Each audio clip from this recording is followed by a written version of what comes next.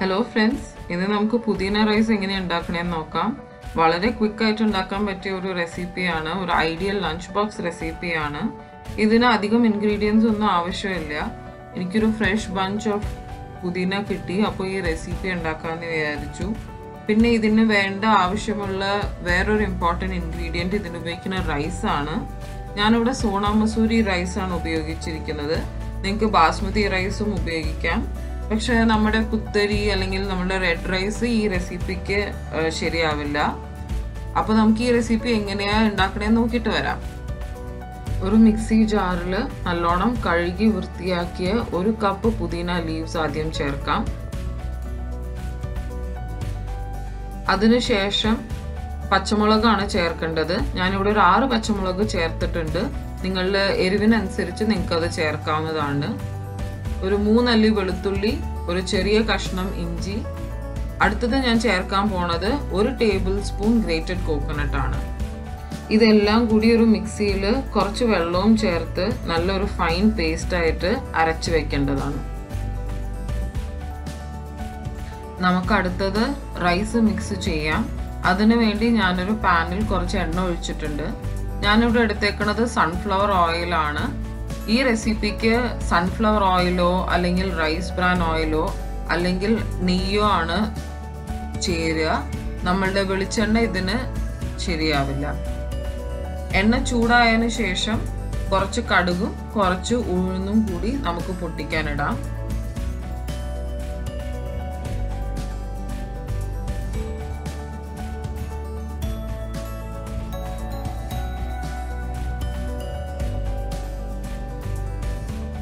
കടുകും ഉഴുന്നും പൊട്ടിയതിനു ശേഷം കുറച്ച് കരിവേപ്പില ഇടാം.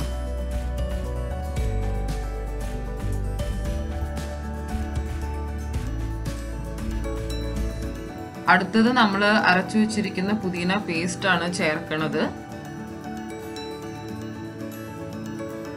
ഈ പുതിന പേസ്റ്റ് ചേർത്ത് ഒരു 6 to 7 മിനിറ്റ്സ് മീഡിയം ഫ്ലെയിമിൽ നല്ലോണം കുക്ക് ചെയ്യേണ്ടതാണ്.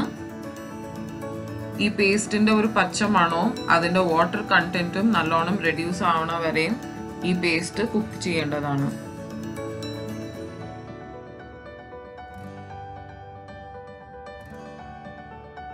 അതിനുശേഷം നമുക്കൊരു 1/4 ടീസ്പൂൺ മഞ്ഞൾപ്പൊടിയും ആവശ്യത്തിന് ഉപ്പും ചേർക്കാം. ഈ പുതിന പേസ്റ്റ് ഒരു 2-3 ദിവസമൊക്കെ ധാരാളമായിട്ടും റെഫ്രിജറേറ്ററിൽ സ്റ്റോർ ചെയ്യാവുന്നതാണ്. ഈ പേസ്റ്റ് അരച്ച് വെച്ച് ഒരു നല്ല എയർ ടൈറ്റ് കണ്ടെയ്നറിൽ സ്റ്റോർ ചെയ്താൽ ഫ്രിഡ്ജിൽ ഒരു 2-3 ഡേയ്സ് ഒരു കേടും കൂടാണ്ട് ഇരിക്കും. സ്കൂൾ കിഡ്സിന്, വർക്കിംഗ് വിമനൊക്കെ ഇത് ഭയങ്കര ഈസി ആയിട്ടുള്ള ഒരു റെസിപ്പിയാണ്. ഇപ്പോൾ പേസ്റ്റ് നല്ലോണം കുക്കായി. നമുക്കിനി അടുത്തത് റൈസ് ചേർക്കാം. ഞാനിവിടെ ടോട്ടലി ഒരു 2 കപ്സ് ഓഫ് കുക്ക്ഡ് റൈസാണ് യൂസ് ചെയ്തേക്കണത്. പക്ഷെ റൈസ് എല്ലാം കൂടി ഒരുമിച്ച് ആദ്യമേ ചേർക്കാണ്ട് കുറേശ്ശെ ചേർത്ത് നല്ലോണം മിക്സ് ചെയ്ത് നോക്കി നിങ്ങൾക്ക് ഇഷ്ടമാവുന്ന കൺസിസ്റ്റൻസി വരെ ചേർത്തുകൊണ്ടിരിക്കാവുന്നതാണ്. ഞാൻ പറഞ്ഞ മാതിരി ഞാനിവിടെ സോണ മസൂരി റൈസാണ് യൂസ് ചെയ്തേക്കണേ. നിങ്ങൾക്ക് ഈ റെസിപ്പിയിൽ ബാസ്മതി റൈസും യൂസ് ചെയ്യാവുന്നതാണ്. ഈ പേസ്റ്റ് ഓൾറെഡി ഉണ്ടാക്കി വെച്ച് കഴിഞ്ഞാൽ വർക്കിംഗ് ഡേ മോർണിംഗ് റൈസ് മാത്രം കുക്ക് ചെയ്ത് ഈ റൈസും പേസ്റ്റും മിക്സ് ചെയ്ത് നിങ്ങൾക്ക് യൂസ് ചെയ്യാവുന്നതാണ്. ഈ റെസിപ്പിയിൽ ഒരു എക്സ്ട്രാ ക്രഞ്ചിന് വേണ്ടി നിങ്ങൾക്ക് കുറച്ച് കാഷ്യൂനട്ടും വറുത്ത് ഇടാവുന്നതാണ്.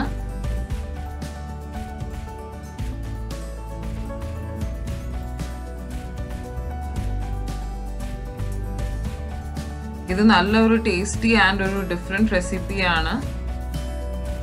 ഇതിൻ്റെ ഒപ്പം ഞാൻ എൻ്റെ ആദ്യത്തെ വീഡിയോയിൽ കാണിച്ച മട്ടൺ കുഴമ്പ് അല്ലെങ്കിൽ ഒരു പൊട്ടാറ്റോ റോസ്റ്റ് എല്ലാം നല്ലൊരു കോമ്പിനേഷൻ ആണ്.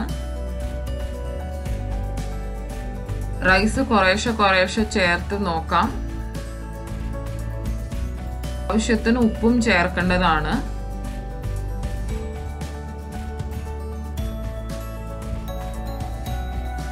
സോണ മസൂരി റൈസ് എങ്ങനെയാണ് കുക്ക് ചെയ്യേണ്ടതെന്ന് അറിയണമെന്നുണ്ടെങ്കിൽ please comment below.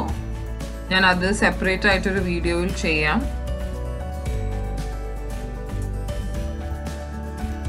Rice mix ചെയ്യുമ്പോഴും ലോ ഫ്ലെയിമിലാണ് ഞാൻ വെച്ചേക്കുന്നത്, സ്റ്റൗ ഓഫ് ചെയ്തിട്ടില്ല.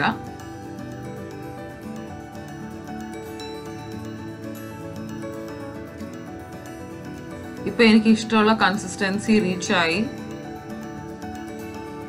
നിങ്ങളിത് എല്ലാവരും ഒന്ന് ട്രൈ ചെയ്ത് നോക്കൂ. For more such recipes, please like, share and subscribe to my channel.